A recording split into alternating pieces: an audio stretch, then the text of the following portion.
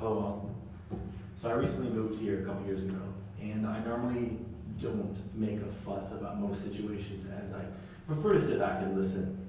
In fact, it's actually my first time addressing you guys. Possibly not the last.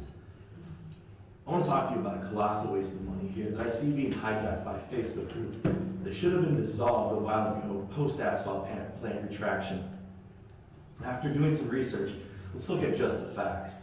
In the words of Joe Friday from Dragnet, I care about just the facts, ma'am.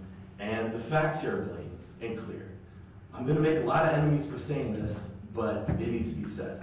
We have a historical society in Little Tyrone Township. I'm going to say that again because this just boggles my mind. We actually have a historical society here. And for what? An old townhouse, a building that has had basically been the bane, the extra baggage of this township for a minimum of 20 years of absolutely no usage. A minimum of 20 years. It was maintained during this time. There was a 7-year span where the hall was in a cleanup phase, which included things like floor sanding, painting, and even a new furnace, which was paid for by your tax dollars. It's mind-boggling. And after that, the hall sat for 3 years post-cleanup. And for what? A group of selected individuals who meet for dinner and donations?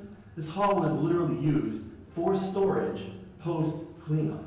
Not a single time was it ever used for anything else during this time. This precisely meets the definition of unnecessary baggage. So let's use a real-life example here. If my wife has a house, if she had a house, and we were just maintaining while she lived at my house in a different location, why would I ever think of keeping the house around? Especially for a minimum of 20 years. In fact, I would do the opposite. Sell the house, get rid of it, burn it down, whatever you have to do. Sell it for market value, right? I'm all about not wasting money, so sell it for market value.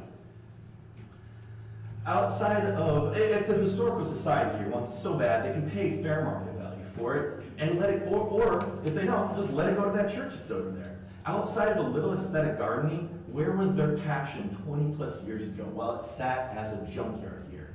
I understand Facebook kind of renewed a collective interest, but that doesn't justify anything. To spend our tax money on it is completely absurd. What we have like dirt roads on Heartland Road, on Partial Road, a bunch of places. And while we have dirt roads, I grew up in Tuscola County, and it's a much poorer township than this, I guarantee it. And there wasn't a single dirt road that we had.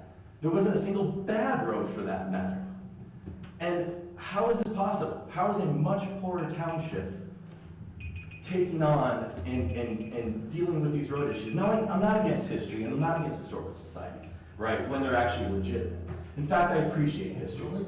But when any small interest group tries to petition for our tax dollars is where I draw the line. It's a very clear line. So to be bullied by a random Facebook group is absolutely absurd. Please leave. You're out of order.